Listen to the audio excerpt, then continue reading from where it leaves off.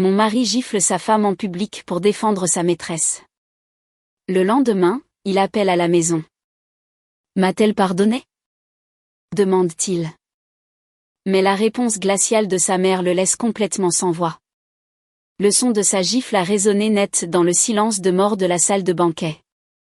La force pure de celle-ci a fait tourner mon visage sur le côté, et le goût du sang a instantanément fleuri dans ma bouche. Les murmures de la foule ont afflué comme un raz-de-marée, et fixant le lustre doré au-dessus, j'ai ressenti une vague soudaine de nausée. Sophie, ça suffit. La voix de Romain était glaciale.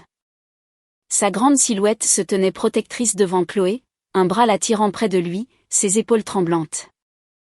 Le regard qu'il me lança était rempli de dégoût non dissimulé et d'un avertissement sévère. Les riches épouses qui me saluaient habituellement avec de faux sourires échangeaient maintenant des regards secrètement ravis. Leurs chuchotements étouffés me transperçaient la colonne vertébrale comme des aiguilles toxiques. Aujourd'hui, c'était notre 5e anniversaire de mariage avec Romain, ainsi que le gala annuel du groupe Horizon. Pourtant, en tant qu'épouse du PDG, je venais de devenir la risée de la soirée. Chloé tremblait, enveloppée dans la veste de costume de Romain. Sa robe blanche coûteuse était tachée d'une tache voyante de vin rouge qui dégoulinait du tissu dans une exhibition pathétique. Elle se frotta les yeux rougis et parla d'une voix fragile et victimisée. « Romain, s'il te plaît, ne blâme pas Sophie. C'était ma négligence. Je n'aurais pas dû porter une robe blanche comme la sienne. J'ai dû la contrarier. » Je forçai un sourire d'autodérision. Nous portions peut-être toutes les deux du blanc, mais sa robe avait été achetée par Romain lui-même lors d'une vente aux enchères exclusive à Paris le mois dernier. Pendant ce temps, la robe que je portais n'était qu'une location de créateur arrangée par sa secrétaire. « Tu t'es versé ce vin toute seule, Chloé. Tu m'as attrapé la main et tu l'as tirée vers toi, dis-je. » Je levai la main, essuyant doucement le sang du coin de ma bouche avec un mouchoir et fixai Romain. « Romain, es-tu complètement aveugle?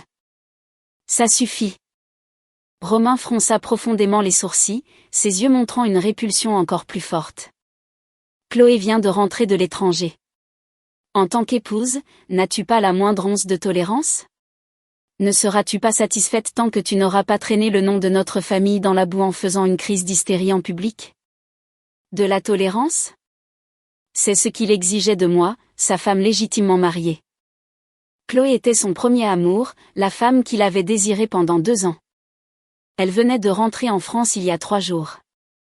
Pendant ces 3 derniers jours, Romain n'était pas rentré une seule fois. Ce matin encore, il avait enfilé son costume dans l'appartement de luxe de Chloé à Paris. Je regardais l'homme que j'avais aimé sans relâche pendant 7 ans. Pour l'épouser, je m'étais tenue à ses côtés et j'avais aidé sa famille à traverser sa pire crise financière. Quand j'ai donné naissance à notre fils, Léo, j'ai subi une hémorragie massive et j'ai failli mourir sur la table d'opération. Pourtant, maintenant, pour le bien d'un piège bon marché, il m'avait giflé devant les médias et l'élite de la ville. D'un seul coup, la dernière étincelle d'espoir dans mon cœur s'est complètement éteinte. Chloé jeta un coup d'œil de l'étreinte de Romain, me lançant un regard triomphant et provocateur par-dessus son épaule. Ses yeux disaient clairement que la position que j'avais gardée pendant 5 ans pouvait facilement être arrachée dès son retour. Je n'ai pas essayé hystériquement de prouver mon innocence comme je l'aurais fait d'habitude. Je n'ai pas pleuré et ne l'ai pas supplié de me croire. J'ai simplement regardé profondément dans les yeux de Romain et j'ai hautement ravalé le sang et l'humiliation. Je comprends, dis-je, entendant ma propre voix sonner étonnamment calme. Je ne prêtais plus attention au regard moqueur de la foule. Sous les yeux de tous, je redressai mon dos et sortis de la salle de banquet avec une détermination absolue, même avec un talon cassé. Alors que le vent froid de l'automne me frappait, une douleur brûlante commença à se répandre sur ma joue gauche. Je ne suis pas retournée à l'endroit que lui et moi appelions chez nous. Au lieu de cela, j'ai demandé au chauffeur de changer de direction et de me conduire à un appartement d'entreprise vacant appartenant au groupe Horizon, un endroit que presque personne ne connaissait. Il n'y avait aucune trace de notre vie ensemble là-bas. C'était aussi froid et stérile qu'une chambre d'hôtel. En ouvrant la porte, l'appartement était silencieux comme la mort. Je me suis tenue devant le miroir et me suis regardée.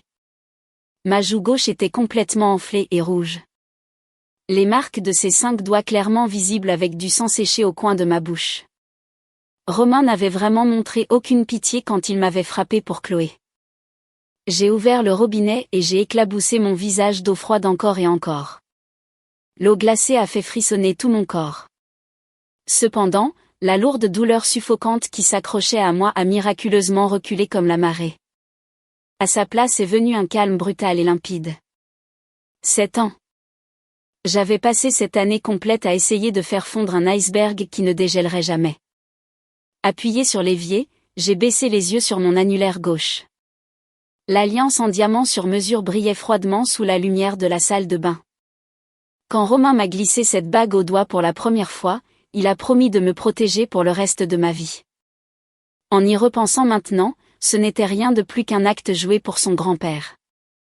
Prenant une profonde inspiration, j'ai lentement retiré la bague sans un seul moment d'hésitation. Comme ma phalange était légèrement enflée, le fait de la retirer a causé une douleur aiguë et a même arraché un peu de peau. Mais je n'ai même pas froncé les sourcils. J'ai tiré une grande valise du placard et j'ai commencé à faire mes bagages. En vérité, je n'avais pas grand-chose à prendre. Mis à part quelques vêtements de tous les jours, le reste était des choses de peu de valeur. Je n'ai touché aucune des robes de créateur haut de gamme, des sacs de luxe ou des bijoux que Romain avait fait livrer par sa secrétaire. Des choses qui ne m'appartenaient pas, aussi luxueuses soient-elles, n'étaient que des chaînes. Après avoir emballé mes propres affaires, je suis entrée dans la chambre d'enfant adjacente. Mon fils de 4 ans, Léo, dormait déjà profondément. Il ressemblait tellement à Romain, surtout autour des yeux. Mais contrairement à son père, Léo était chaleureux et profondément attentionné. Chaque fois que Romain me traitait avec une froide indifférence, ce petit garçon me jetait toujours les bras autour du cou et disait d'une voix douce, « Ne pleure pas, maman. Léo t'aime le plus. » En regardant le visage endormi de mon fils, mes yeux ont finalement versé des larmes pour la première fois. Romain pouvait me rejeter, et il pouvait bafouer ma dignité. Mais je ne permettrai absolument jamais que mon enfant soit élevé dans un foyer aussi tordu et glacial. Ce n'était qu'une question de temps avant que Chloé ne s'impose dans notre maison. Je ne pouvais pas laisser mon fils souffrir la moindre douleur. Me déplaçant le plus silencieusement possible, j'ai emballé les vêtements de Léo, son lait en poudre et ses livres d'images préférés. Enfin, j'ai aligné les 2 valises près de la porte d'entrée. Une fois tout terminé, je me suis assise sur le canapé du salon. Me fiant aux faibles lumières de la rue qui brillaient à travers la fenêtre, j'ai rédigé un accord de divorce. Je ne voulais absolument aucun euro de pension alimentaire. Je renonçais à toutes mes parts dans l'entreprise. Je n'avais qu'une seule condition. J'aurais la garde exclusive de Léo et Romain serait interdit de visite à vie. Après avoir écrit le dernier mot, j'ai placé l'accord et mon alliance tachée de sang à l'endroit le plus visible sur la table basse. Soudain, le bruit d'une clé tournant frénétiquement dans la porte d'entrée a résonné dans la pièce, pensant que c'était Romain. Mon corps s'est instinctivement tendu. Cependant, la personne qui a franchi la porte était ma belle-mère, Éléonore, l'air complètement épuisé et les yeux injectés de sang. Elle portait toujours sa robe de soirée du gala et son châle glissait d'une épaule. Il était évident qu'elle s'était précipitée dès la fin du banquet.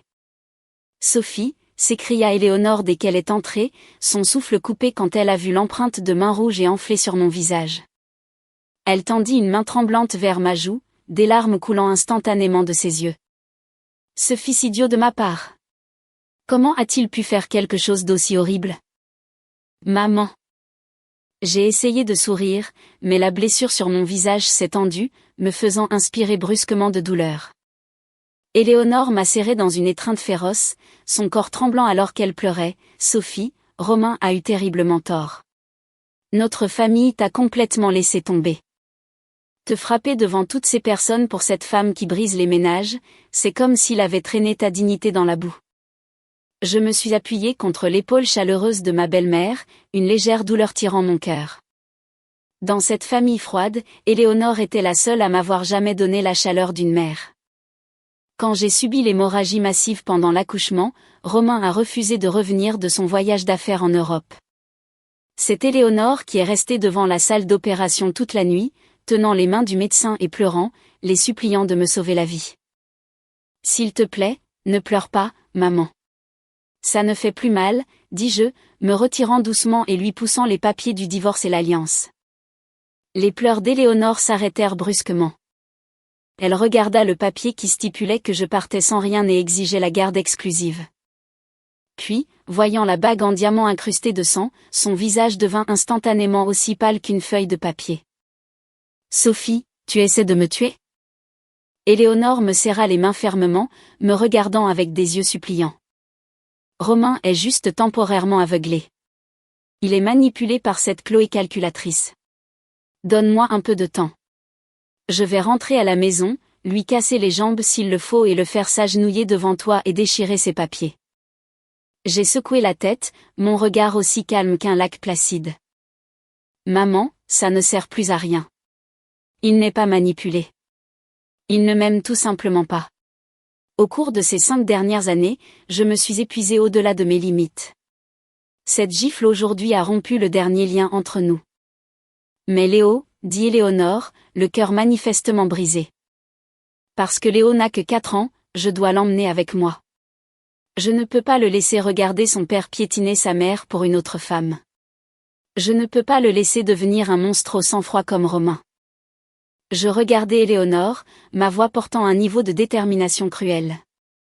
Si tu me plains vraiment, s'il te plaît, laisse-moi partir. Si je reste ici plus longtemps, je mourrai. En entendant le mot « mourir », le corps d'Éléonore trembla violemment.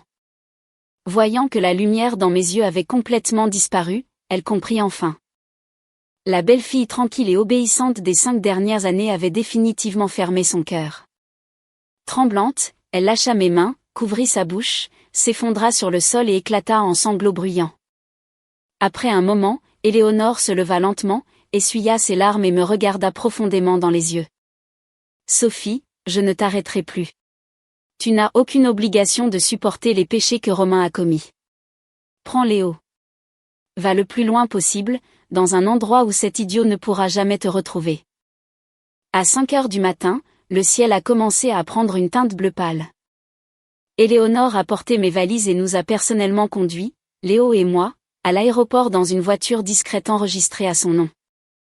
Le trajet en voiture a été si silencieux qu'on aurait pu entendre une épingle tomber.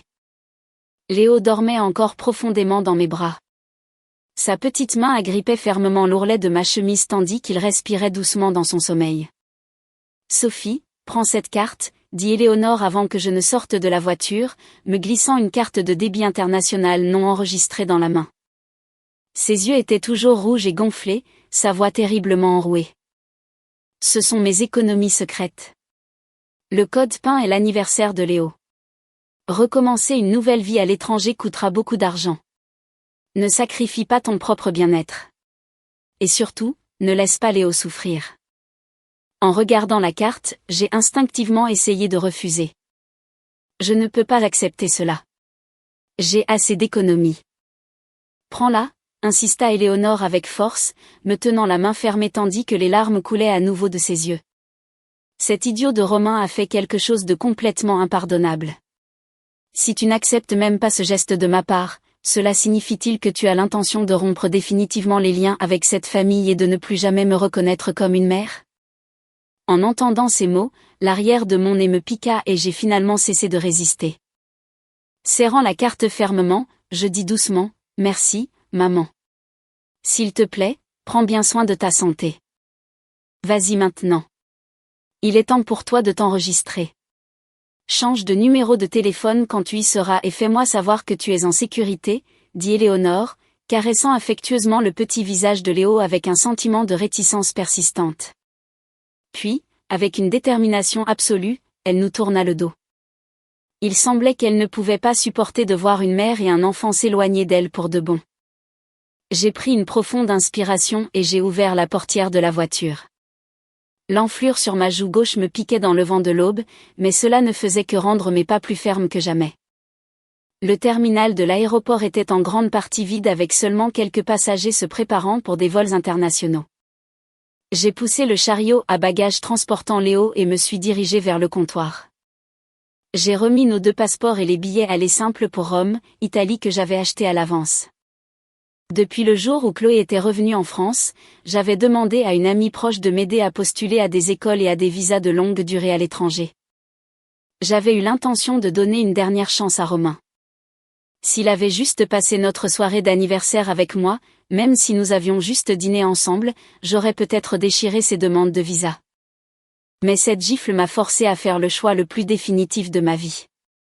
Assise sur un banc dans la zone d'attente, j'ai sorti mon smartphone et retiré la carte SIM que j'avais utilisée pendant 7 ans.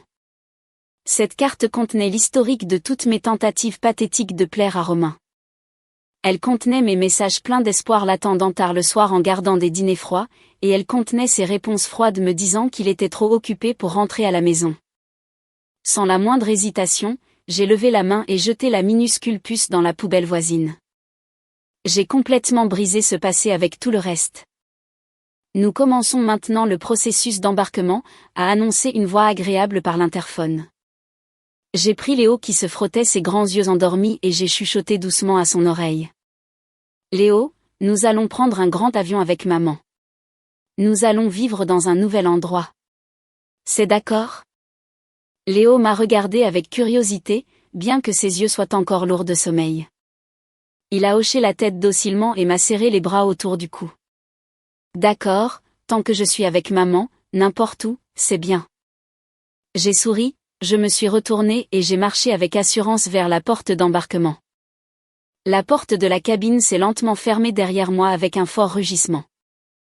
L'avion a percé les nuages, laissant derrière lui la ville qui m'avait piégé pendant 5 ans et l'homme qui m'avait poussé au fond du gouffre, les abandonnant complètement à des dizaines de milliers de pieds en dessous.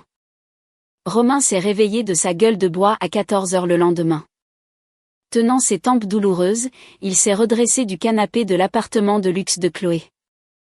La lumière du soleil filtrant à travers les fenêtres était si forte qu'il pouvait à peine ouvrir les yeux. Son costume était légèrement froissé et son col était déboutonné de manière désordonnée. Les événements absurdes et le chaos du banquet de la veille lui ont traversé l'esprit comme un diaporama. Il a pressé sa main sur son front, fixant le vide. Pour une raison quelconque, sa paupière droite tremblait violemment, et un sentiment d'un vide et d'une anxiété sans précédent montait en lui sous une forme qu'il ne pouvait pas tout à fait comprendre. Cette gifle d'hier était définitivement trop forte. Mais comment Sophie avait-elle pu perdre ses sens comme ça? Chloé venait de rentrer. C'était le gala anniversaire du groupe Horizon. En tant qu'épouse, comment avait-elle pu s'accrocher avec Chloé devant une foule immense et lui verser du vin dessus? Il avait juste été furieux à l'époque pour la réputation de sa famille et ses partenariats commerciaux. Il sentait qu'il n'avait pas d'autre choix que de lui donner une leçon pour la réveiller. Romain, tu es réveillé? Chloé s'approcha doucement dans un peignoir en soie, portant une tasse de thé anti-gueule de bois. Elle s'agenouilla à ses côtés, levant les yeux avec inquiétude. Ta tête te fait-elle toujours mal? Tout ce qui s'est passé hier était de ma faute. Si je n'avais pas perdu l'équilibre, Sophie n'aurait pas mal compris, et tu ne te serais pas fâché et ne l'aurais pas frappée. Tu devrais rentrer tôt aujourd'hui et la réconforter. Elle doit être profondément blessée. La voix de Chloé sonnait pitoyable. Pourtant, pour une raison quelconque, aux oreilles de Romain en ce moment, elle portait une fausseté collante et inconfortable. Quand Sophie s'occupait de ses gueules de bois, elle ne posait jamais de questions inutiles. Elle préparait juste silencieusement une tasse d'eau mielée chaude à la température parfaite. Elle ne virevoltait jamais autour de lui, évoquant les événements gênants de la veille. C'est bon. Ce n'est pas ta faute. Romain repoussa le thé anti-gueule de bois avec une pointe d'irritation, se levant pour ajuster son costume. Il pensait qu'il comprenait parfaitement une femme comme Sophie. Elle l'aimait tellement qu'elle avait abandonné sa propre fierté. Peu importe à quel point elle était horriblement traitée, tout ce qu'il avait à faire était de lui donner l'épaule froide pendant un certain temps. S'il lui virait de l'argent sur son compte dans quelques jours ou si sa secrétaire lui choisissait un sac à main en édition limitée, elle l'attendrait tranquillement à la maison comme si rien ne s'était jamais passé. Cependant, cette fois, la gifle était effectivement un peu trop forte. Romain se mordit les lèvres fines, fait rare, ne se dirigea pas directement au bureau. Il se rendit à la boutique de bijoux la plus exclusive de la ville et dépensa une fortune pour un collier de diamants roses haut de gamme. Monsieur le PDG, je suis sûre que votre femme va absolument adorer. C'est une édition limitée pour cette saison. Le vendeur emballa la boîte cadeau avec respect. Romain émit un léger grognement et jeta nonchalamment la boîte cadeau sur le siège passager. En regardant l'emballage luxueux, l'anxiété et le malaise au fond de son cœur s'apaisèrent enfin un peu. Sophie, j'ai acheté tes bijoux préférés juste pour toi. Quand je rentrerai à la maison, tu devrais avoir fini ta crise de colère, pensa-t-il. La voiture fila sur l'autoroute et s'arrêta bientôt devant les grands portails en fer forgé de son domaine familial. Romain saisit la boîte à bijoux, desserra sa cravate et entra dans le salon à grandes enjambées. Il s'attendait à ce que Sophie soit assise sur le canapé comme d'habitude, anxieuse et pleine d'anticipation, attendant son retour. Ou peut-être tiendrait-elle leur fils, les yeux rouges, pleurant et se plaignant à lui. Mais Sophie n'était pas dans le salon, et le rire de Léo ne se faisait entendre nulle part. Seule Éléonore était assise au centre du canapé, le visage pâle et le dos droit. Sur la table basse se trouvaient 2 objets solitaires. Une alliance incrustée de sang séché et un accord de divorce signé. Le sourire narquois sur les lèvres de Romain se figea instantanément. Sa main serrant la boîte à bijoux se tendit. Un frisson indescriptible lui traversa les pieds jusqu'au sommet de sa tête. Son regard était fixé sur l'alliance sanglante sur la table. En quelques secondes, son teint changea radicalement. D'abord le choc, suivi rapidement d'un sentiment absurde d'être insulté. Il jeta la boîte à bijoux sur le canapé et laissa échapper un rire froid. Maman, quel genre de manigance Sophie essaie-t-elle de faire cette fois? Romain arracha sa cravate d'une main, son ton plein d'irritation. Laisser son alliance ici et rédiger un accord de divorce, partir sans rien. Si elle quitte cette maison, elle ne pourra même pas se payer le lait maternisé de Léo.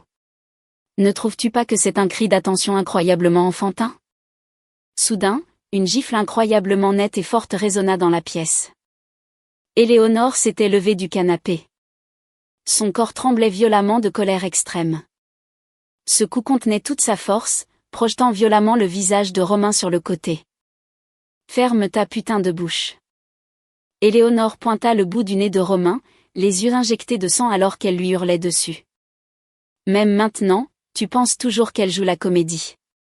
Romain, es-tu né sans cerveau? » Romain, abasourdi par la gifle, afficha un sourire froid. De toute sa vie, il avait rarement même entendu un mot dur de sa mère. Pourtant, aujourd'hui, elle l'avait frappé à cause de Sophie. Maman, sois raisonnable. Romain réprima sa colère, baissant la voix. Au gala d'hier soir, c'est elle qui a ignoré l'ensemble de la situation et bousculé Chloé. Chloé venait de rentrer en France et ne se sentait pas bien. Que Sophie verse du vin rouge sur quelqu'un devant les médias est une honte pour notre famille. Je l'ai seulement giflée pour la réveiller afin qu'elle ne nous embarrasse pas davantage. Elle a bousculé Chloé. Elle a versé le vin. Éléonore était si furieuse qu'elle éclata de rire, des larmes coulant sur son visage. Romain, tes yeux ne sont-ils bons qu'à être manipulés par cette briseuse de ménage? J'ai vérifié les images de sécurité de l'arrière de la salle de banquet aujourd'hui. Chloé a attrapé la main de Sophie elle-même et est tombée en arrière. Elle s'est versé le vin rouge sur sa propre poitrine. Sophie n'a jamais posé le moindre doigt sur elle. L'expression de Romain se figea, ses pupilles se contractant rapidement. C'est impossible. Chloé n'est pas ce genre de personne. Elle. Alors tu dis que Sophie est ce genre de personne? Éléonore s'avança enragée. Après 5 ans, ne sais-tu toujours pas quel genre de femme Sophie est? Cette fille a jeté sa propre dignité dans la boue pour toi. Même quand elle saignait à mort en donnant naissance à ton enfant, elle s'inquiétait toujours pour toi. Quand a-t-elle menti une seule fois? Éléonore attrapa l'accord de divorce et le claqua violemment sur le visage de Romain. Les papiers blancs se dispersèrent sur le sol, frôlant sa joue. Il est trop tard de toute façon. Elle et ton fils ont quitté le pays la nuit dernière. Es-tu heureux maintenant? Éléonore le regarda avec des yeux aussi froids que la glace. Seule la déception et le désespoir demeuraient dans son regard. Sophie m'a tout raconté. Elle a pris Léo et a pris un vol du matin complètement hors d'ici. Elle a supprimé tous ses contacts nationaux. Elle n'a pas pris un seul centime ni un seul vêtement. Romain, tu l'as trouvée ennuyeuse, n'est-ce pas? Tu voulais protéger Chloé, n'est-ce pas? Eh bien, le poste de l'épouse du PDG est vide maintenant. Tu dois être ravi. À l'étranger et elle a pris Léo. Romain resta figé sur place. C'était comme si une bombe avait explosé dans sa tête, brisant entièrement son être en un instant. Il arracha le smartphone d'Éléonore de sa main. Les yeux injectés de sang, il regarda les images de sécurité. L'écran enregistrait clairement la scène de la nuit dernière. Chloé chuchota quelque chose à l'oreille de Sophie, puis attrapa soudainement le poignet de Sophie, lui versa avec force son propre verre de vin rouge sur sa robe, et s'effondra en arrière, l'air faible. Pendant ce temps, l'expression de Sophie resta complètement froide et détachée du début à la fin. Crash! Le smartphone glissa de ses doigts impuissants et heurta le sol en marbre dur. Sophie est vraiment partie. La voix de Romain était complètement. Il recula inconsciemment, heurtant l'armoire d'entrée. Il ne pouvait pas le croire. La femme qui gardait toujours les lumières allumées sous la pluie, l'attendant à la maison, était réellement partie avec une détermination aussi absolue. Pendant les 5 dernières années, peu importe à quel point elle était maltraitée, tout ce qu'il avait à faire était de lui dire froidement de ne pas faire de scène, et elle ravalait immédiatement ses larmes. Comment pouvait-elle faire ça? Comment pouvait-elle prendre son enfant et l'abandonner complètement? Romain se précipita hors du domaine comme un fou, oubliant même de monter dans sa voiture, il sortit son téléphone et composa frénétiquement le numéro gravé en permanence dans son cerveau. Le numéro que vous avez composé n'est plus en service. La voix automatisée et froide répéta le message sans émotion. Elle avait vraiment annulé le numéro de téléphone qu'elle avait utilisé pendant 7 ans. L'anxiété dans la poitrine de Romain se transforma instantanément en une panique massive. Il monta dans sa voiture, appuya sur l'accélérateur et fila vers la villa de vacances où il vivait normalement. En chemin, il a grillé 3 feux rouges d'affilée. Ses 2 mains serraient le volant si désespérément que ses phalanges devinrent d'une pâleur terrifiante. « Sophie, sors !» hurla Romain, perdant toute rationalité au moment où il ouvrit la porte de la villa, mais la seule réponse qu'il reçut fut un écho vide. Il sprinta dans la chambre principale et ouvrit l'armoire. Les vêtements de Sophie étaient malheureusement peu nombreux, ne laissant que quelques tenues de tous les jours. Pendant ce temps, toutes les robes haut de gamme et les bijoux qu'il avait envoyés par l'intermédiaire de sa secrétaire restaient intacts, comme s'il se moquait silencieusement de son arrogance. Il courut follement dans la chambre d'enfant. Personne n'était là, et quelques-unes des voitures jouets préférées de Léo avaient disparu. « Monsieur le PDG, nous l'avons trouvé. » Juste à ce moment-là, un appel vint de son secrétaire. La voix tremblait de peur. « Madame, je veux dire, mademoiselle Sophie a pris un vol international pour Rome, Italie à 5h10 du matin. C'était un billet aller simple. Avant d'embarquer, elle a fermé tous ses comptes bancaires nationaux et ses profils de sécurité sociale, rendant impossible de suivre sa localisation exacte à l'arrivée. Impossible à suivre. Le groupe Vanguard dépense des dizaines de millions d'euros par an. Et vous me dites que vous ne pouvez pas trouver une seule personne vivante et respirante, hurla Romain hystériquement au téléphone. Changez mes vols. Réservez un billet pour Rome tout de suite. Même si vous devez fouiller les profondeurs de l'enfer, ramenez-la moi. Romain, quelque chose s'est-il passé? Ayant appris la nouvelle, Chloé se précipita à la villa. En entrant, elle vit le désordre partout sur le sol. Se sentant un peu coupable, elle essaya de tirer la manche de Romain. Sophie a-t-elle mal compris quelque chose? Ne sois pas en colère. Je vais aller lui expliquer. Va-t'en. Romain lui repoussa violemment la main, poussant Chloé directement au sol. Il regarda cette femme qu'il avait autrefois adorée comme son premier amour. Pour la première fois, une rage meurtrière intense et un profond dégoût apparurent dans ses yeux. « Chloé, arrête tes petits tours dégoûtants.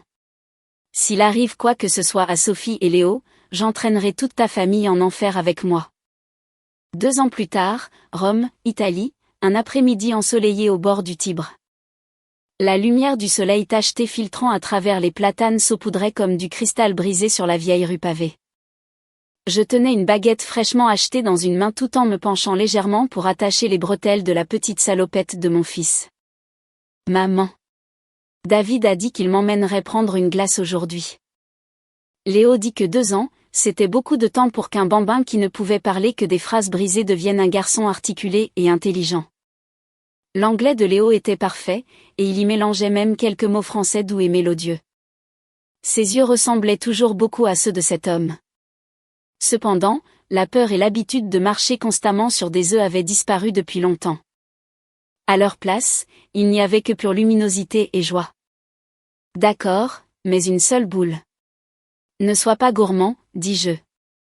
Une main propre et élan s'étendit et prit naturellement la baguette de ma prise, vêtue d'un trench-coat gris clair. David sourit chaleureusement, prit Léo sans effort et tapota doucement son petit nez. Quand l'oncle David a-t-il rompu une promesse, Léo? En regardant la scène devant moi, un sentiment de paix et de confort que je n'avais pas ressenti depuis longtemps se répandit dans mon cœur. Au cours des 2 dernières années, j'étais revenu au design de mode, une carrière que j'avais abandonnée il y a des années. Grâce au fonds qu'Éléonore m'avait donné et à l'aide de David, j'avais pu lancer mon propre studio. L'année dernière, lors de la Fashion Week de Paris, je m'étais même fait un petit nom. David était mon aîné à l'université en France, et maintenant il était mon partenaire commercial le plus important.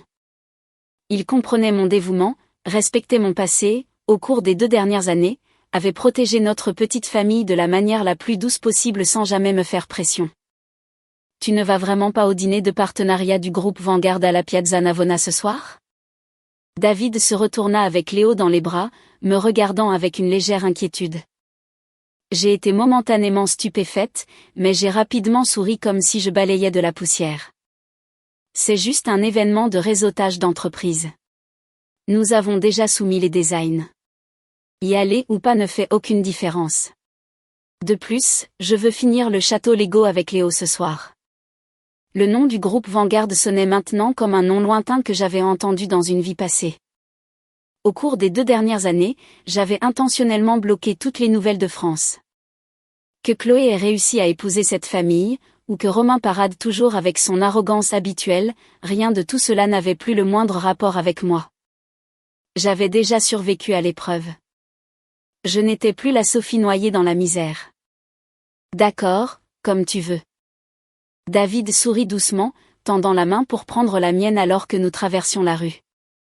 Mais au moment où nous tournions le coin, la porte d'une camionnette noire garée de l'autre côté de la rue s'ouvrit soudainement. Un homme légèrement émacié en costume noir trébucha frénétiquement avant que la voiture ne soit complètement arrêtée. Ses pas et son expression étaient remplis d'une panique et d'un choc sans précédent. Sophie. Sophie. Cette voix familière, celle qui était apparue dans mes cauchemars d'innombrables fois, perça le bruit de la rue et de la circulation, martelant mes tympans avec un violent tremblement. Mes pieds s'arrêtèrent net. À moins de 5 mètres, j'ai croisé le regard de Romain, dont les yeux étaient complètement injectés de sang. Il débordait de choc, de folie et d'une pure incrédulité. Romain traversa la circulation comme un fou et se précipita vers moi. Il tendit une main tremblante, essayant d'attraper mon épaule. Mais à 1 pouce de moi, il s'arrêta brusquement.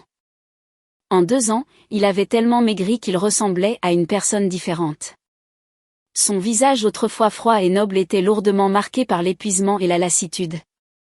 Ses yeux étaient terriblement rouges, remplis du désespoir fou d'un homme ramené d'entre les morts. Sophie, c'est vraiment toi. Je t'ai enfin trouvée. Sa voix était horriblement rauque, portant un ton pitoyable et sanglotant. Je le regardai calmement. Étonnamment, mon cœur ne bougea pas du tout. Il n'y avait ni haine, ni ressentiment, seulement le détachement lointain de regarder une vieille connaissance que je n'avais pas vue depuis des années. J'ai instinctivement reculé d'un pas, évitant avec succès son contact. Monsieur le PDG, cela fait longtemps. J'ai entendu ma propre voix, calme, polie et complètement dépourvue de tout tremblement. Le corps de Romain trembla violemment. Mon apathie semblait agir comme une lame tranchante, transperçant profondément sa poitrine. Des larmes coulèrent finalement des yeux qui me fixaient. Sophie, comment viens-tu de m'appeler? Tu me détestes toujours, n'est-ce pas? J'avais tort. J'ai passé chaque jour de ces 2 années à te chercher. J'ai chassé Chloé du pays et j'ai détruit sa famille. J'étais aveugle à l'époque. S'il te plaît, reviens avec moi. Je te supplie. Reviens à la maison avec moi. Le puissant PDG du groupe Vanguard, l'homme le plus arrogant que j'ai jamais connu, était pratiquement à genoux, agrippant l'ourlet de mon manteau dans une rue bondée de Rome. S'il vous plaît, arrêtez de plaisanter. Ma maison est à Rome. J'ai souri faiblement et j'ai repoussé sa main. Maman, qui est cet homme? Effrayé par le comportement maniaque de Romain, Léo se recroquevilla contre la poitrine de David, enroulant ses 2 petits bras fermement autour du cou de David de peur. Le regard de Romain se posa sur la voix. Au moment où il vit le visage de Léo, un visage qui ressemblait exactement au sien, il se figea comme s'il avait été frappé par la foudre. Léo, mon fils. Le barrage émotionnel de Romain s'effondra complètement. Les yeux rouges, il s'avança, essayant d'arracher Léo, mais David déplaça son corps, protégeant naturellement Léo derrière lui. Avec sa grande silhouette, il bloqua complètement la ligne de mire de Romain. Puis David se retourna et parla à Romain en anglais. Son ton poli, mais teinté d'un avertissement sévère. Monsieur, s'il vous plaît, ayez de bonnes manières. Vous effrayez ma fiancée et mon enfant. Fiancée, enfant. Ces 2 mots agirent comme 2 éclairs, anéantissant complètement le dernier lambeau de lucidité de Romain. Il fusilla David du regard, puis me regarda avec des yeux remplis de désespoir et de supplication. Sophie, tu mens. Il n'y a aucun moyen qu'il soit le père de Léo. Je suis le père.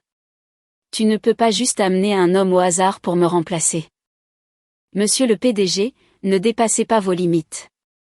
J'ai tiré sur la manche de David, regardant Romain droit dans les yeux en prononçant chaque mot clairement. Le seul père figurant sur les documents légaux de Léo est David. Quant à vous, vous avez signé un accord de divorce, me laissant sans rien il y a 2 ans. Il n'y a absolument plus aucun lien entre nous. Romain resta paralysé, le visage aussi pâle qu'un cadavre. Même le bout de ses doigts tremblait violemment. Allons-y, David. Léo doit avoir faim, dis-je, ne regardant plus jamais Romain. Je ne lui accordai pas une seule seconde de mon attention. J'ai lié mon bras à celui de David, je me suis retourné, à pas léger, j'ai fondu dans la chaude lumière romaine et la foule animée. Sophie, Sophie, laissa échapper Romain, un cri désespéré et angoissant derrière nous. Il tenta de me poursuivre, mais la sécurité privée que David avait organisée à l'avance le plaqua immédiatement au sol. Je ne me retournai pas. Cependant, à ce moment-là, mon oui était exceptionnellement fine. J'entendis le son de sa fierté arrogante s'écraser complètement. J'entendis le bruit sourd de son corps tombant lourdement sur les pavés alors que la force le quittait. Je l'entendis pleurer bruyamment, de manière imprudente, comme un enfant abandonné par le monde entier. Léo, je suis ton papa. Sophie, s'il te plaît, retourne-toi et regarde-moi. Ses pleurs sanglotants furent progressivement noyés par les klaxons des bateaux sur le Tibre et la mélodie d'un accordéon de rue. Léo posa son menton sur l'épaule de David et jeta un coup d'œil curieux. Puis il se retourna, regardant David avec des yeux pétillants. Papa David, pourquoi cet homme pleure-t-il si tristement? David tapota doucement la tête de Léo et sourit. Cet homme a perdu le trésor le plus précieux du monde. Il le regrette maintenant, mais son trésor ne pourra jamais retrouver le chemin de sa maison. Léo hocha la tête, à moitié comprenant, et serra plus fort le cou de David. Alors je ne perdrai jamais maman. Je vais rester avec maman et papa David pour toujours. En entendant les mots innocents de mon fils, David et moi nous sommes regardés et n'avons pu nous empêcher de rire. 3 mois plus tard, ma marque de mode haut de gamme indépendante a connu un succès massif à Rome. Mon nouveau défilé de robes de mariée a affiché complet. Les médias se sont disputés pour couvrir la brillante designer américaine, et mon nom a enfin été libéré du titre étouffant de l'épouse du PDG. Je suis devenue la seule et unique Sophie. Un contrat pour l'expansion de l'entreprise vers la France fut déposé sur mon bureau. Cependant, je n'y jetai qu'un coup d'œil distrait avant de le jeter au broyeur. Tout ce qui se passait dans mon pays d'origine n'était qu'une page déchirée d'un vieux livre jeté. J'ai entendu dire que Romain était tombé gravement malade après son retour en France. Parce qu'il avait négligé ses fonctions, les parts du groupe Vanguard avaient presque fait l'objet d'une OPA hostile. Finalement, Éléonore a dû sortir de sa retraite malgré sa mauvaise santé pour stabiliser l'entreprise. Romain s'est complètement transformé en machine à travailler. Chaque mois, il prend l'avion pour Rome et s'assoit toute la journée au café en face de mon studio, mais il n'a jamais eu le courage de s'avancer et d'interrompre ma vie à nouveau. Je suppose qu'il a enfin compris que l'amour qui arrive trop tard vaut moins que les mauvaises herbes au bord de la route. Sophie, regarde ici. Dans les coulisses du défilé de mode, David tenait un appareil photo, me souriant. Je me suis retournée et j'ai affiché le sourire le plus éclatant et le plus confiant que j'ai porté en 2 ans, directement dans l'objectif. Le cadre s'est figé. Toutes les larmes versées tard dans la nuit et l'humiliation que j'avais autrefois endurée ont été entièrement emportées par la brise romaine. Les épreuves du passé étaient terminées. Ma nouvelle vie de Sophie ne faisait que commencer. Épisode 2. Maman. Une fois que l'état postpartum de Juliette sera stable et que le bébé se sera installé, je retournerai à Paris et j'épouserai Emma. Pas besoin. Elle a déjà annulé les fiançailles, s'est retirée et vous a souhaité le meilleur à tous les deux. En entendant cela, le PDG a perdu la tête et est rentré en France en toute hâte. Veuillez apprécier cette merveilleuse histoire d'amour. N'oubliez pas d'aimer, de commenter, de partager et de vous abonner. Le son net du retrait de l'alliance que j'avais porté pendant 3 ans a résonné clairement. Le cliquetis du métal heurtant la table en chêne massif du vieux domaine familial Sterling sur la Côte d'Azur a semblé exceptionnellement froid dans le grand salon silencieux. Assise en face de moi sur le canapé, Marguerite, la mère de Julien, tenait un bol de soupe complètement froide. Il n'y avait aucune surprise sur son visage méticuleusement entretenu, seulement un sentiment de fatigue qui disait qu'elle s'y était attendue depuis le début. « Es-tu vraiment certaine de cela ?» La voix de Marguerite était douce, son regard fixé sur le diamant qui brillait froidement sur la table. « Emma, toi et Julien êtes ensemble depuis 8 ans. Le mariage est dans 2 mois. Partir maintenant. N'as-tu vraiment aucun regret ? Ça fait 8 ans, maman. » J'ai forcé les coins de ma bouche à former un sourire poli, mais j'ai réalisé que mes muscles des joues étaient horriblement raides. C'est assez long. Le cœur d'une personne n'est pas si grand. Il n'y a pas de place pour 3 personnes. Tu ne peux pas exactement faire de l'enfant que Juliette vient de mettre au monde à Genève un secret illégitime pour toujours. En entendant le nom de Juliette, le front de Marguerite se fronça involontairement. Issue de la vieille noblesse, c'était une femme qui valorisait le pédigré familial, le statut et les apparences avant tout. Il y a des années, lorsque Juliette fut envoyée loin en Europe, l'ingérence de Marguerite y avait joué un rôle non négligeable. Mais maintenant, Juliette utilisait un enfant comme une arme pour enchaîner l'héritier de la société Sterling de l'autre côté de l'océan, ignorant complètement les exigences urgentes de sa propre mère de revenir. J'ai poussé l'accord d'annulation des fiançailles que j'avais préparé à l'avance. Sur le papier noir et blanc, ma signature était déjà apposée. Elle rayonnait une résolution absolue et inébranlable. Ceci est le document de transfert de mes actions dans le projet commun entre les entreprises du bois et la société Sterling. Je ne veux aucune de mes parts. Je laisse tout à la famille Sterling en guise de compensation. Je me suis levée et j'ai soigneusement lissé les plis de ma jupe.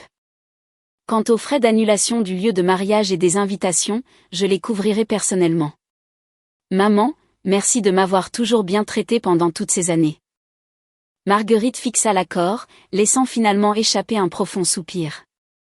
Une pointe de tristesse apparut au coin de ses yeux. Elle ne fit aucun geste pour prendre les papiers, me regardant simplement avec une expression complexe. Julien a laissé cette femme lui voler complètement le cœur. Ce garçon pense-t-il qu'il peut tout avoir en la gardant à Genève ? Emma, la famille Sterling t'a laissé tomber. Pas besoin de t'excuser. J'ai choisi cette voie moi-même et j'en accepte simplement les conséquences. J'ai pris une profonde inspiration, ravalant avec force l'émotion amère qui montait dans ma poitrine. 8 ans à ses côtés. D'un jeune entrepreneur ambitieux, en difficulté partout, au PDG actuel de la société Sterling qui maniait le pouvoir du bout des doigts. J'avais été avec Julien à travers tout cela. Je l'avais vu travailler des nuits entières à écrire des propositions jusqu'à l'épuisement, et je l'avais vu fièrement sonner la cloche à la Bourse de Paris lorsque son entreprise était entrée en bourse. Je pensais être le havre de paix dont il ne pourrait jamais se passer. Mais face à un simple appel téléphonique international de Juliette annonçant son accouchement prématuré, j'ai été impitoyablement vaincue. Il est parti si vite qu'il n'a même pas pris son manteau. Tout ce qu'il a laissé derrière lui, c'est une seule phrase: c'est trop dangereux pour Juliette d'accoucher seule à l'étranger.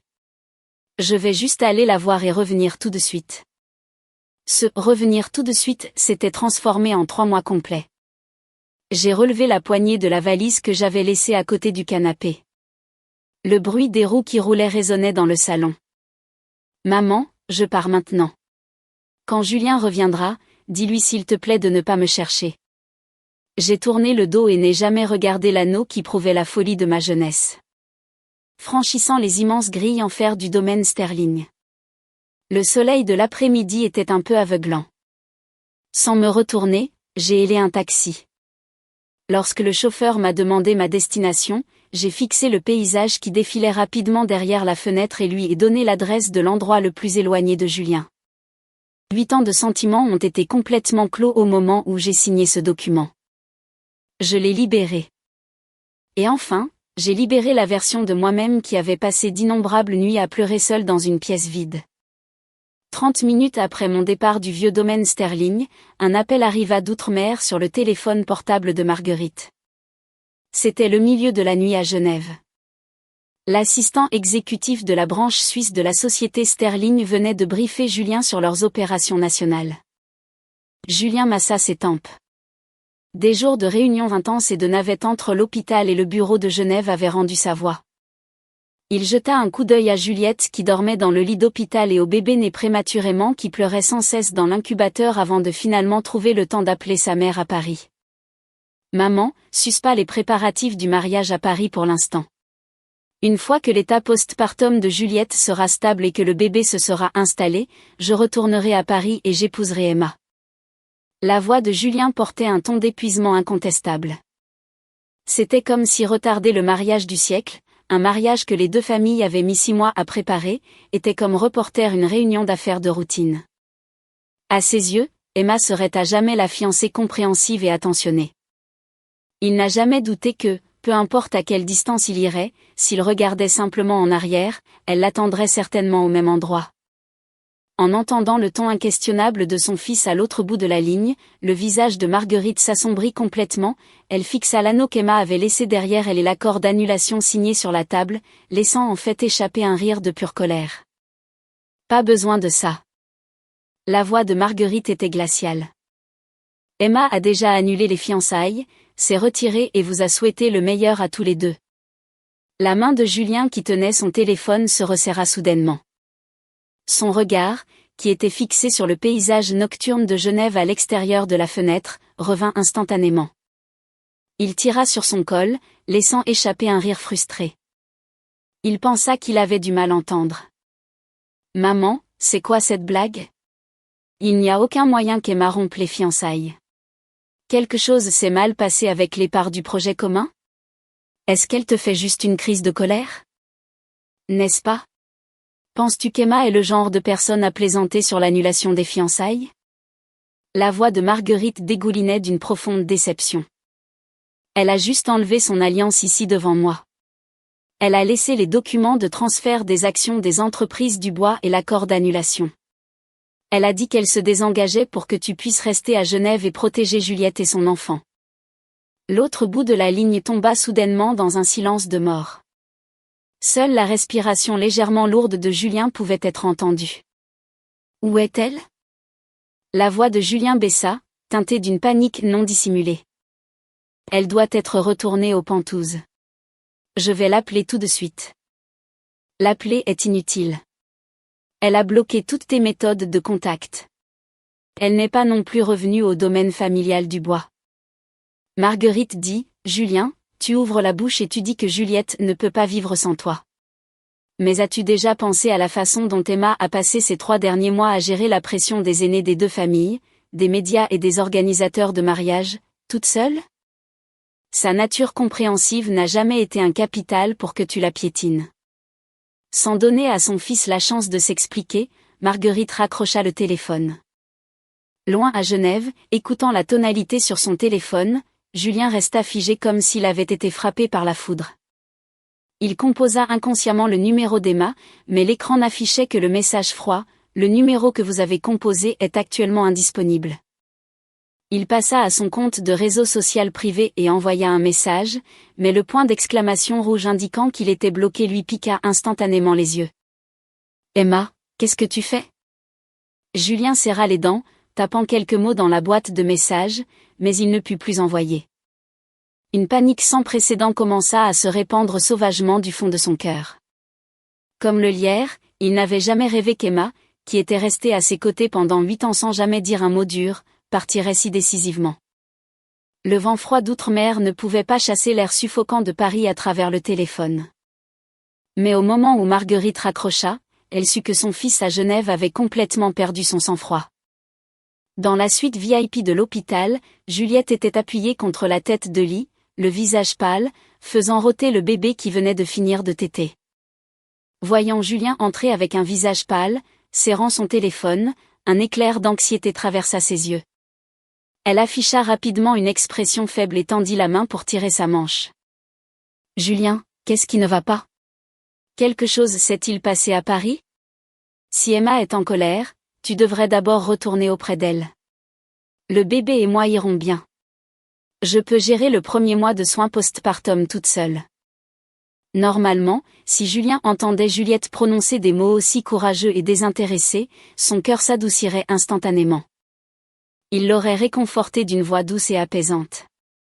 Mais en ce moment, les mots que Marguerite avait prononcés, Emma a déjà annulé les fiançailles, tournaient follement dans son cerveau comme un virus.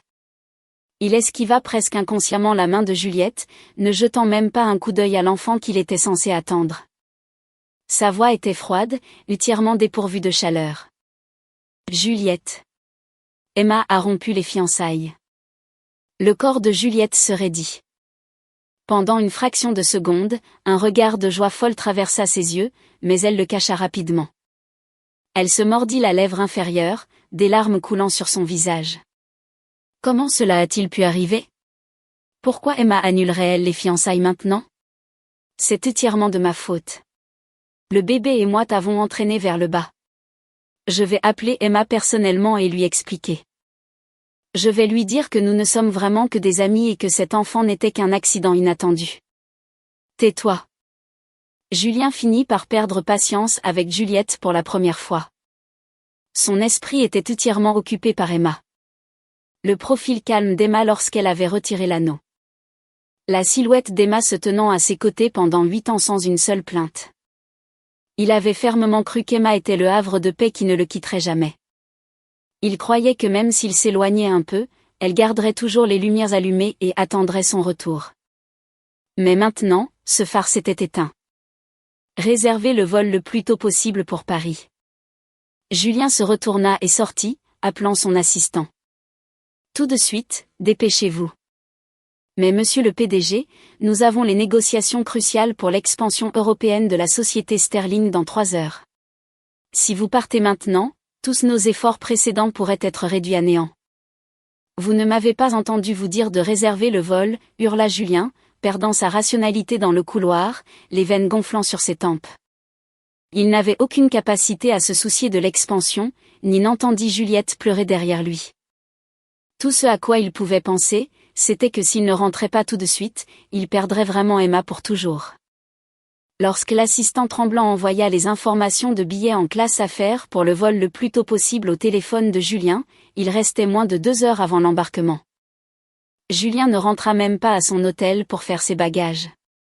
Il ordonna au chauffeur de se diriger directement vers l'aéroport d'Orly. Assis dans le salon, il appela machinalement mon numéro encore et encore comme une machine. Tout ce qu'il obtint fut le message automatisé froid. Il ouvrit les discussions d'amis communs, envoyant frénétiquement des messages demandant « Où est Emma? Vous a-t-elle contacté ?» Mais toutes les réponses étaient des expressions identiques de surprise et d'ignorance. À ce moment-là, Julien connut enfin une véritable impuissance. Le sentiment suffocant d'être isolé du monde entier commença à éroder lentement sa raison. Le vol transatlantique de 10 heures fut une torture sans fin pour Julien. Lorsque l'avion atterrit enfin à Roissy-Charles de Gaulle à Paris, il n'attendit même pas ses bagages, se précipitant vers la sortie avec un visage pâle. Une légère bruine tombait sur la ville, l'air humide soufflant sur son visage, mais elle ne pouvait pas laver l'anxiété écrasante dans son cœur. Julien ne retourna pas au bureau pour un compte-rendu. Il conduisit sa voiture directement aux pentouses du dernier étage qu'ils étaient censés utiliser comme leur foyer conjugal. C'était un endroit qu'il avait personnellement choisi, situé dans la partie la plus animée de Paris. Les baies vitrées offraient une vue sur tout le panorama de la ville la nuit. Il avait toujours pensé que c'était l'endroit idéal pour me donner. La serrure à empreinte digitale tinta et il poussa avec force la lourde porte de sécurité. Cependant, ce qui le salua ne fut pas la chaude lumière orange de l'entrée que je laissais toujours allumée pour lui, mais un silence de mort, l'obscurité et le froid. L'air manquait de toute trace de vie humaine, propre comme une maison témoin inhabitée. Sans même enlever ses chaussures, Julien se précipita dans le salon à pas lourd.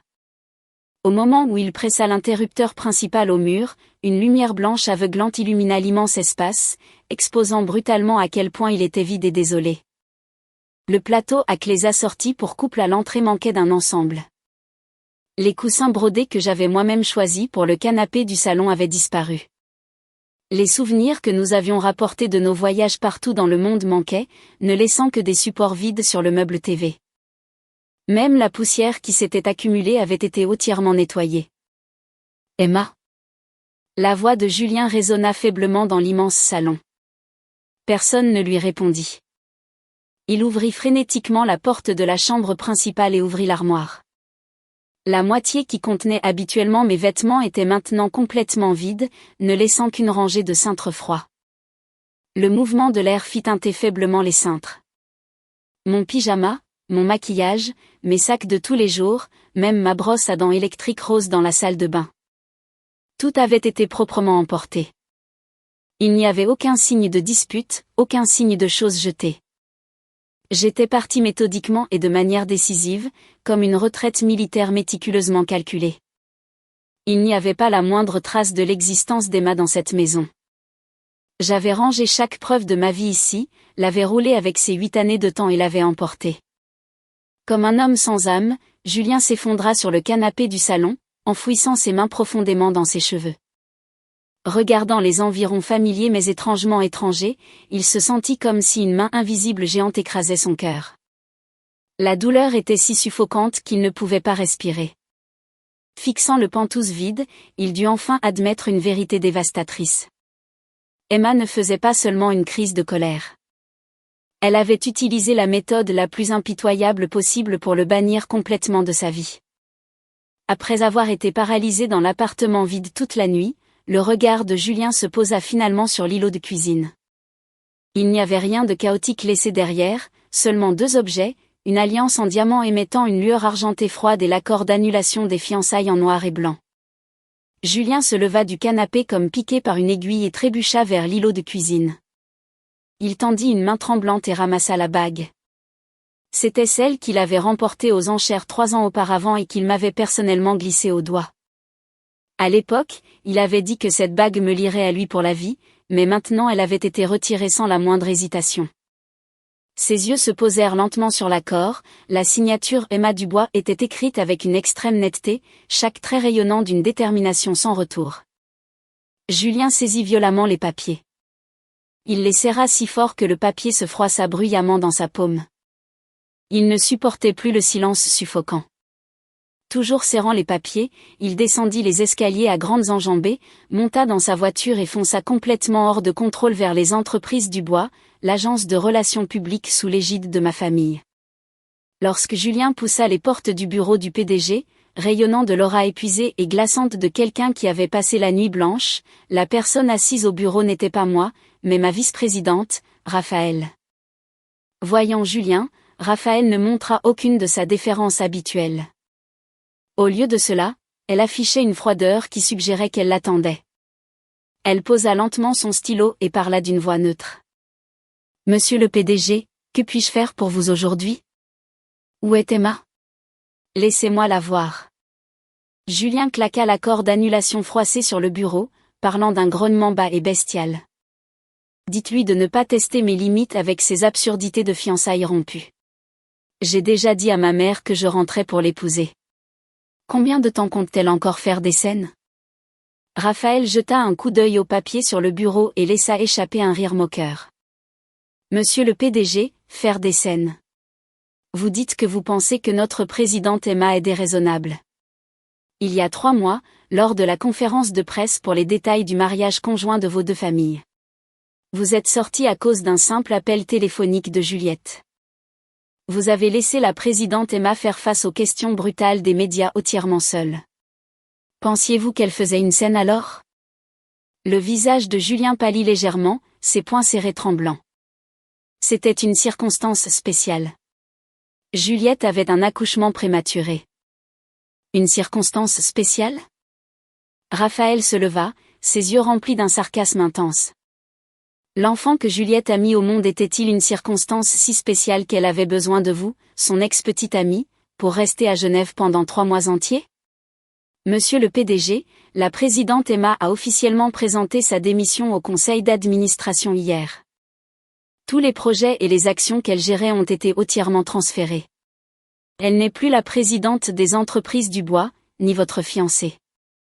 Le mot « démission » frappa la poitrine de Julien comme un lourd marteau. Il trébucha d'un demi-pas, incrédule. Démission ? Elle jette son travail aux entreprises du bois. Est-elle folle ?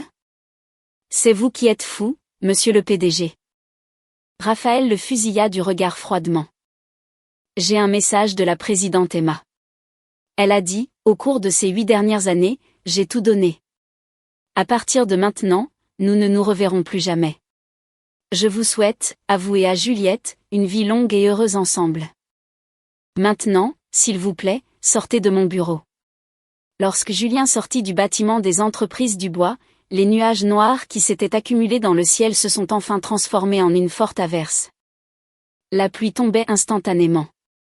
Julien se tenait sur les marches, laissant la pluie glaciale tremper son costume coûteux. Il n'ouvrit pas de parapluie. Il serra juste l'alliance en diamant si fort qu'elle lui coupa la chair, sa poitrine haletant violemment. Les mots de Raphaël, « Nous ne nous reverrons plus jamais », étaient comme des lames tranchantes qui entaillaient lentement sa fierté. Il ouvrit la portière de la voiture, y monta et appela immédiatement le chef de son équipe de sécurité privée. Sa voix était brisée. Utilisez toutes les connexions que nous avons pour vérifier les dossiers d'hébergement actuels d'Emma et extraire l'historique des transactions de chaque carte de crédit à son nom. Je veux savoir exactement où elle se trouve dans l'heure. Après avoir raccroché, il fixa le rideau de pluie, qui rendait le monde blanc. Il appuya sur l'accélérateur et se dirigea vers le dernier endroit auquel il pouvait penser, le domaine familial du bois en Normandie. Depuis que les parents d'Emma avaient déménagé à l'étranger, le vieux majordome Thomas gérait seul les lieux. Au cours des 8 dernières années, en tant que son fiancé, Julien avait visité ce domaine avec des cadeaux à chaque fête. Il connaissait chaque chemin par cœur. Les pneus crissaient alors qu'il freinait devant les portes du domaine, le frottement assourdissant déchirant le silence de la pluie. Julien ne prit même pas la peine d'utiliser l'interphone. Il secoua violemment les grilles de fer. Après un moment, le majordome Thomas s'approcha lentement de la maison principale, tenant un parapluie noir à travers les barreaux de fer. Le majordome regarda Julien trempé et les yeux rougis et laissa échapper un lourd soupir. « Monsieur Julien, s'il vous plaît, rentrez chez vous. Mademoiselle Emma n'est pas ici. » « Thomas, laissez-moi la voir. » Julien s'accrocha aux grilles, la pluie coulant sur son front et brouillant sa vision. « Je sais qu'elle est là. Je sais qu'elle me blâme. Je suis resté trop longtemps à Genève. Dites-lui que rien ne s'est passé entre moi et Juliette. Et que cet enfant n'a rien à voir avec moi. Je l'épouserai tout de suite, à l'instant même. Monsieur Julien. Thomas secoua la tête, une profonde tristesse et une détermination apparaissant sur son visage âgé. Mademoiselle Emma n'est vraiment pas ici. Elle est revenue avant-hier et a brûlé tous les albums photos et journaux qu'elle avait gardés ici depuis l'enfance dans l'incinérateur du jardin. Elle a dit que si elle devait rompre les liens, elle devait le faire proprement. Elle a dit qu'elle n'avait laissé aucun attachement derrière elle pour ne pas interférer avec votre avenir et celui de Juliette. Brûlé, Julien resta insensible comme frappé par la foudre. La force s'échappa de ses 10 doigts, et il s'effondra contre les grilles de fer. Ces albums contenaient les souvenirs de leur rencontre à 18 ans, leur voyage de fin d'études à 22 ans, et la fois où il s'était agenouillé pour demander sa main à 26 ans. C'était 8 années entières de leur jeunesse. Mais Emma avait transformé chaque lien de leur passé en cendres avec un seul feu. Juste à ce moment-là, le téléphone dans la poche de Julien vibra violemment. C'était un appel d'un cadre d'une compagnie aérienne qui l'avait contacté. Julien s'empara du téléphone comme un mourant s'accrochant à une corde. « Avez-vous trouvé ces informations de vol, monsieur le PDG ? » »« Nous l'avons trouvé. » Une voix affolée retentit clairement. « Mademoiselle Emma a acheté un billet aller simple pour Londres aujourd'hui. Selon le système, son vol est actuellement en cours d'embarquement. Il décolle dans moins de 40 minutes. Si vous vous y précipitez maintenant, vous pourriez encore y arriver. 40 minutes du domaine Sterling à l'aéroport d'Orly, même en roulant à toute vitesse au milieu de la nuit. Il faudrait au moins 30 minutes. Julien ne prit même pas la peine de dire un mot à sa mère. Sans changer ses chaussures tachées de boue, il saisit ses clés et sprinta dehors comme un fou. Marguerite se tenait au centre du salon, regardant le dos désespéré de son fils. Elle ne l'appela pas pour l'arrêter. Elle secoua simplement la tête avec résignation. La forte pluie à l'extérieur s'était arrêtée à un moment donné, laissant un épais brouillard envelopper la ville. Julien appuya à fond sur l'accélérateur. La Maybach noire déchira l'autoroute vide comme une bête hors de contrôle traversant la nuit. Ses mains serraient le volant si fort que ses phalanges étaient d'une pâleur terrifiante. « Emma, s'il te plaît, ne pars pas. S'il te plaît, ne pars pas », marmonnait-il encore et encore dans la voiture silencieuse. Les petits détails qu'il avait ignorés par le passé lui revinrent à l'esprit comme une inondation. Il se souvint du jour où Juliette était entrée en travail prématuré. Emma avait une forte fièvre. Mais quand elle entendit qu'il partait, elle ne dit pas un mot. Elle se leva simplement tranquillement et fit ses bagages. À l'époque, il pensait qu'Emma était juste compréhensive. Maintenant, il réalisa enfin que la lumière dans ses yeux était déjà morte ce jour-là. Lorsque la voiture s'arrêta en grinçant devant le terminal des départs internationaux, Julien ne prit même pas la peine de fermer la porte. Il se fraya un chemin à travers la foule et sprinta vers les contrôles de sécurité. Il chercha frénétiquement dans la foule cette silhouette familière. Les voyageurs le regardaient crier son nom dans l'immense hall, abandonnant toute dignité. Mais dans le vaste hall de départ, il n'y avait que les annonces automatisées froides et le bruit des valises qui roulaient. Personne ne lui répondit. Il courut jusqu'aux lignes de sécurité de la TSA et là, au-delà des poteaux froids, il aperçut enfin la silhouette dont il avait rêvé. Je portais un simple trench-coat blanc, mes longs cheveux attachés négligemment. Je tirais une seule valise minimaliste argentée. Emma, Julien saisit la barrière de sécurité, forçant un cri rauque et déchirant de sa gorge. Peut-être entendant ce cri désespéré, mais pas ralentir légèrement. Je me retournai et regardai à travers la foule le PDG de la société Sterling. Il se tenait loin, couvert de boue, dépouillé de toute dignité. Pendant la seconde où nos regards se croisèrent, ce fut comme si tout le bruit ambiant de l'aéroport s'était évanoui. Julien s'accrochait à la froide barrière métallique, ses doigts tremblant violemment d'effort. Il me regarda de l'autre côté du contrôle, les yeux injectés de sang, et parla d'une voix si rauque qu'elle sonnait à peine humaine. Emma, s'il te plaît, ne pars pas. J'avais tort. Rentrons à la maison ensemble. Nous ferons le mariage exactement comme tu le veux. J'expliquerai tout sur Juliette. Un agent de la TSA fronça les sourcils et leva la main pour empêcher Julien de franchir la ligne. Monsieur, veuillez présenter votre carte d'embarquement. Seuls les passagers munis d'un billet sont autorisés au-delà de ce point. Debout dans le couloir de sécurité, je regardais cet homme qui maniait autrefois un immense pouvoir dans le monde des affaires, incapable maintenant de maintenir le moindre semblant de dignité en public. Mon cœur était calme, entièrement serein. Il n'y avait ni haine, ni amertume. Il n'y avait que la réalisation épuisée que tout était vraiment fini. « Julien », dis-je à travers la foule, ma voix portant clairement à travers le hall. C'était aussi détaché que de saluer un étranger dans la rue. Il n'y a pas besoin d'expliquer. Rien de tout cela n'est plus important. Pas important ? Comment n'est-ce pas important ? L'état émotionnel de Julien s'effondra complètement à cet instant. Il secoua la barricade désespérément, des larmes coulant sur ses joues hagardes sur le sol froid. Emma, je sais que j'avais tort. Je n'aurais jamais dû rester à Genève pendant 3 mois. Je n'aurais pas dû te cacher tant de choses. Je sais que tu as eu un ulcère hémorragique et je sais toutes les injustices que tu as endurées pour la société Sterling. S'il te plaît, donne-moi juste une autre chance de me racheter. Je te supplie. En l'entendant crier ses excuses à tue-tête, je trouvais soudain cela presque drôle. Ce n'était donc pas qu'il ne savait pas. Il savait pour l'alcool que j'avais été forcé de boire pour le contrat de son entreprise il y a 2 ans. Il a juste choisi d'ignorer sélectivement ma douleur chaque fois que Juliette pleurait. L'amour qui arrive trop tard vaut moins que les mauvaises herbes. Quand j'ai failli perdre la vie, il n'était pas là. Maintenant que j'avais retrouvé ma vie, à qui était destiné ce grand étalage d'affection ? Adieu. J'ai remis mon passeport et ma carte d'embarquement à l'agent de la TSA, me retournant pour le regarder une dernière fois. 8 ans, Julien. Chaque fois que j'avais le plus besoin de toi, tu étais toujours aux côtés de Juliette. Je n'ai plus besoin de toi. Emma, s'il te plaît, ne dis pas ça. Julien ne put que regarder, impuissant, l'agent tamponner ma carte d'embarquement.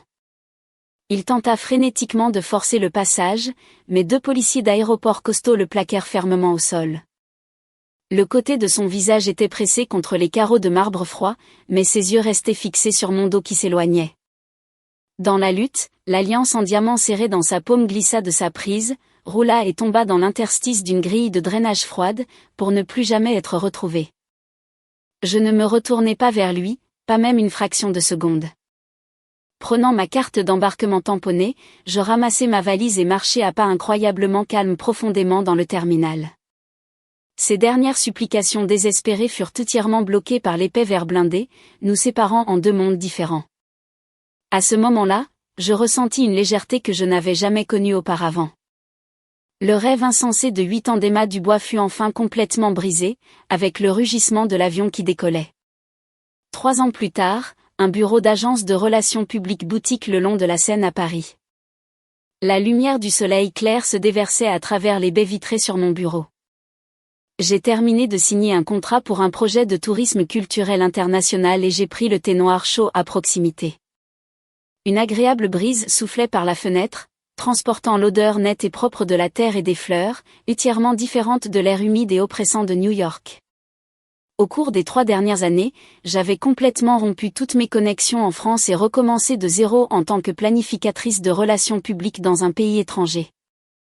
Loin de Julien, sans l'attente et l'endurance infinie, ma carrière avait connu une croissance vraiment explosive.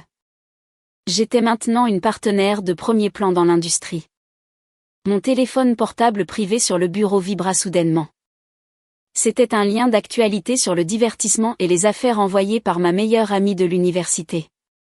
Je l'ouvris négligemment et une photo d'un profil légèrement hagard apparut à l'écran. Titre : Le PDG de la société Sterling de nouveau hospitalisé pour surmenage. La mondaine Juliette revient avec un enfant exigeant la réconciliation mais est sévèrement rejetée. Sur la photo, Julien avait l'air terriblement émacié. Le costume sur mesure qui lui allait autrefois parfaitement pendait maintenant lâchement sur sa silhouette. Il était assis dans un fauteuil roulant, fixant le vide. Pendant ce temps, Juliette se tenait à proximité en larmes, tenant la main d'un enfant de 3 ans, incapable même de toucher l'ourlet de la veste de Julien. Emma, depuis que tu es partie il y a 3 ans, Julien agit comme un fou. Le message vocal de ma meilleure amie retentit, teinté d'un léger soupir. Il a laissé Juliette et l'enfant à Genève, est retourné à Paris et travaille jour et nuit depuis. Chaque fois qu'il voit une femme aux cheveux longs et au trench-coat blanc, il perd la tête et se précipite en pensant que c'est toi. Les actifs de la société Sterling ont doublé, mais il n'a même personne à qui parler. Il vit juste comme une machine. Je fixai la photo de l'homme qui se tenait autrefois au sommet du monde, mais mon cœur ne bougea pas le moins du monde. L'amour tardif dans la vie réelle n'est jamais un salut romantique. C'est simplement sa possessivité et son incapacité à faire face à ses propres échecs. À l'époque, Juliette était celle qu'il poursuivait et qu'il ne pouvait pas avoir. Alors, il a essayé toutes les méthodes pour la protéger. J'étais celle qui venait chaque fois qu'il appelait, alors il me piétinait à sa guise. Maintenant que je m'étais écartée et partie, j'étais plutôt devenue l'épine logée en permanence dans son cœur. La nature humaine est toujours comme ça. Ce n'est qu'après avoir perdu la chose la plus précieuse, quand il est bien trop tard, que les gens apprennent à se torturer. Présidente Emma, la voiture pour le gala d'ouverture de l'exposition d'art de Paris ce soir attend déjà en bas. Mon assistante ouvrit la porte et parla d'un ton respectueux.